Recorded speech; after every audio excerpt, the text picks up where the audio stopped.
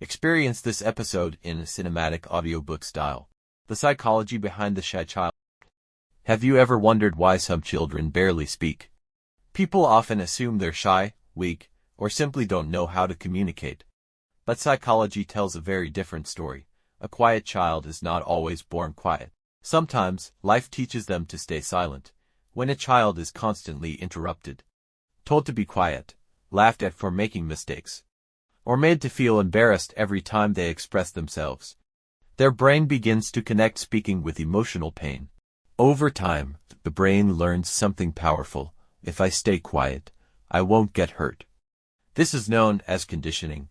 Our brains learn from repeated experiences. If speaking repeatedly leads to criticism, rejection, or humiliation, silence becomes a survival strategy. That doesn't mean the child has nothing to say. In fact, many quiet children think deeply. They observe everything. They simply fear being judged. This is why some children know the answer in class, yet never raise their hand, not because they don't know, but because they're afraid of being wrong. Psychologists also call this a protective response. The brain chooses safety over expression.